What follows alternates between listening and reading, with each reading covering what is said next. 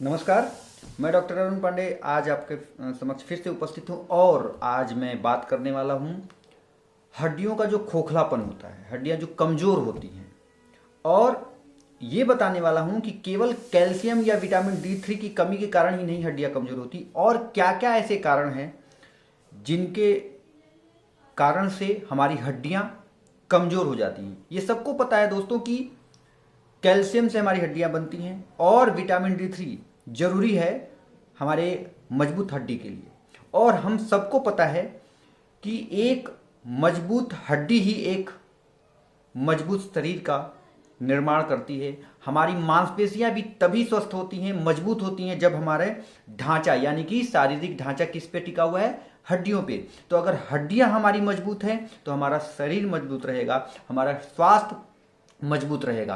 तो मैं आज बात करने वाला हूं कि केवल कैल्शियम और विटामिन डी3 की कमी के अलावा ऐसी क्या चीजें हैं जो हमारी हड्डियों को खोखला बनाती हैं या कमजोर बनाती हैं, और हम अपने लाइफ स्टाइल में वो क्या ऐसा चेंज करें कि कैल्शियम और विटामिन डी3 लेने के बावजूद अगर हमारी हड्डी मजबूत नहीं हो रही है तो ऐसी क्या चीज़ें करनी चाहिए और ऐसी क्या चीज़ें नहीं करनी चाहिए, खान पान में ऐसे क्या चीज़ें करना चाहिए जिससे हमारी हड्डियां मजबूत हों।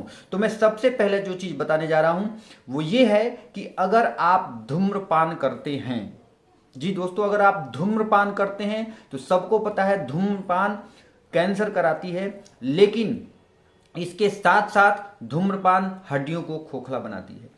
तो धूम्रपान जो करता है उस व्यक्ति की शरीर में जो हड्डी होती है वो कमजोर होती है। जो मदिरा पान करता है, जो अल्कोहल लेता है बहुत ज़्यादा अधिक मात्रा में, तो उस ऐसे व्यक्तियों में भी हड्डियां कमजोर होती हैं। तो धूम्रपान और शराब का सेवन जो करता है उनके शरीर में हड्डियां खोखला होती हैं, इसके बावजूद कि वो अगर कैल्शियम और विटामिन डी3 ले रहा है फिर भी।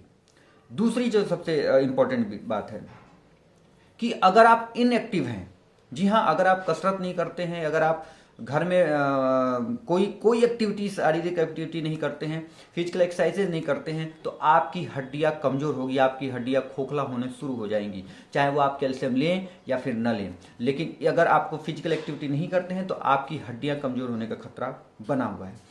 जो तीसरा जो सबसे इंपॉर्टेंट चीज़ मैं बताने जा रहा हूँ कि अगर आप अपने खाने में नमक का सेवन ज़्यादा करते हैं, जी हाँ, अगर अपने खाने में नमक का सेवन ज़्यादा करते हैं तो भी आपकी हड्डियाँ कमज़ोर हो सकती हैं, क्योंकि नमक में सोडियम होता है। वो हड्डियों को, ये देखा गया है, कई ऐसे आर्टिकल में हैं कि जिसमें कभी कभी ज़्यादा अगर आप नमक का सेवन करते हैं तो आपकी हड्डियाँ कमज़ोर हो सकती है। तो इतने कारण, और जो सबसे महत्वपूर्ण और सबसे इम्पॉर्टेंट है, जो चौथा कारण है जो हड्डियों को कमजोर या खोखला करती है, वो मैं बताने जा रहा हूं।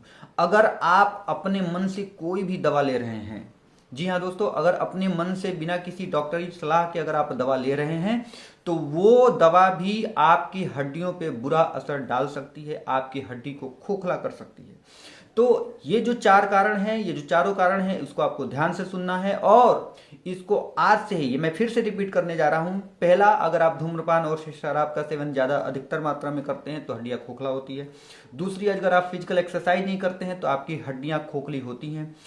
तीसरा, अगर आप नमक का सेवन ज़्यादा करते हैं खाने में या किसी चीज़ में नमक का सेवन ज़्यादा करते हैं तो उसके कारण भी आपकी हड्डियां कमजोर हो सकती है। और चौथा, अगर कोई ऐसी दवा ले रहे हैं जो बिना किसी डॉक्टरी सलाह के ले रहे हैं तो इसमें आपकी हड्डियां कमजोर हो सकती हैं। अब मैं बताने वाला हूं कि कई ऐसी चीज़ें हैं, कई ऐसे हमारे पास मरीज आते हैं जो ये बताते हैं कि मैं फला चीज़ ले रहा था, मैं उसका बताने भी वाला हूं कि ऐसी चीज़ क्या खाया। कि कई ऐसे यंग मेल हमारे पास आए हैं जो अपने कूल्हे की हड्डी खराब कर चुके हैं, गला चुके हैं, या फिर उनकी हड्डी का जो कूल्हे का जो हड्डी होती है वो सूखने लगी है, जिसको हम लोग एवियन कहते हैं, एवेस्कुलर निक्रोसिस कहते हैं। ऐसे भी मरीज हमारे पास आते हैं जो अपनी दवाइयाँ अपने मन से खाए, किसी भी नीम हकीम से दवा खाने लगे और जिसके कारण उनके कूल्हे की हड्डी सूख गई और बाद में उनका ऑपरेशन करना पड़ा, उनका कूल्हे का रिप्लेसमेंट करना पड़ा, फिर वो जाके अपने पैरों पे खड़े हो पाए। तो ये इतना इंपॉर्टेंट है कि अगर आप कोई भी दवा बिना किसी डॉक्टरी सलाह का मतलब यहाँ पे ये है कि कोई भी नीम हकीम से आपको दवा नहीं लेनी है। एक प्रैक्टिशनर से, एक रजिस्टर्ड डॉक्टर से आपको अपना इलाज, कोई भी दवा लेनी है तो एक बार जरूर उनसे मिले, उनकी सलाह पे भी कोई दवा खाएं।